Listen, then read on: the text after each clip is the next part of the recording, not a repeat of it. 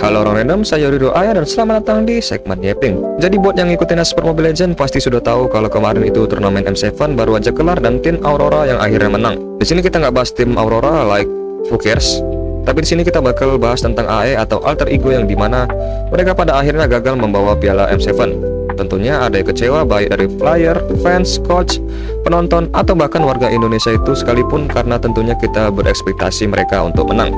Disclaimer dulu, di sini aku ya bukan seorang pengamat esport ML ataupun seorang pro player. Aku cuma player casual di ML dan di ML pun aku cuma mentok imo perbatasan.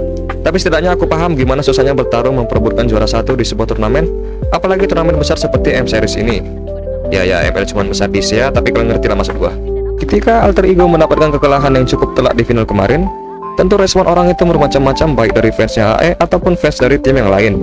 Meskipun turnamen ini bawa nama negara, ada yang menyemangati, ada yang mensupport untuk bangkit, ada yang menghina, dan ada yang membawa-bawa sejarah dan berbagai macam respon lainnya. Seperti pembukaanku di awal tentang bagaimana juara dua itu jarang sekali untuk dihargai. Pertanyaannya kenapa? Kenapa orang jarang sekali menghargai seseorang yang juara dua?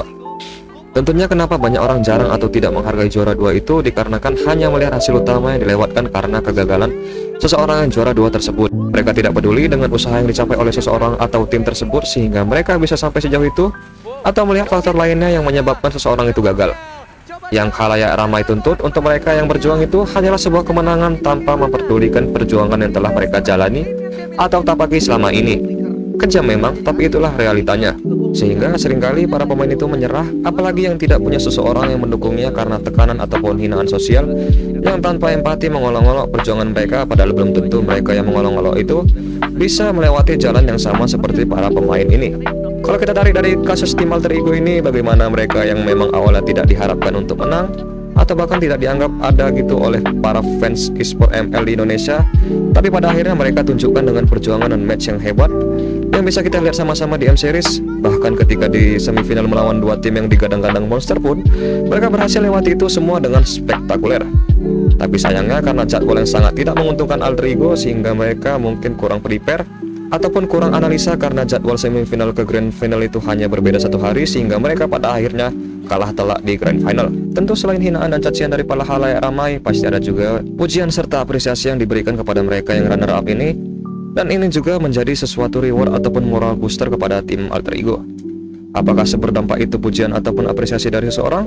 Tentu saja itu sangat berimpact ke orang-orang yang berjuang, apalagi orang-orang yang gagal mendapatkan capaian itu, karena bentuk pujian ataupun apresiasi itu sangat berharga.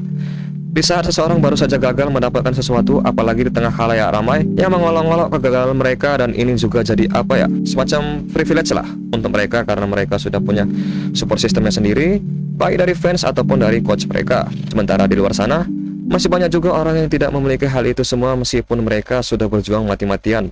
Tapi sayangnya karena banyak dari mereka yang tidak punya support system ataupun seseorang yang bisa ataupun mau mendukung mereka, pada akhirnya impian mereka pupus dan hangus karena tidak ada yang mensupport ataupun mendukung diri mereka.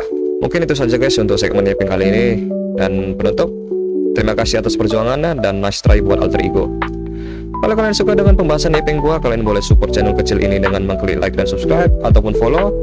Kalau kalian ada opini ataupun saran ataupun sesuatu hal yang ingin kalian sampaikan, kalian bisa sampaikan di kolom komentar di bawah ini. Terima kasih sudah menonton dan ciao.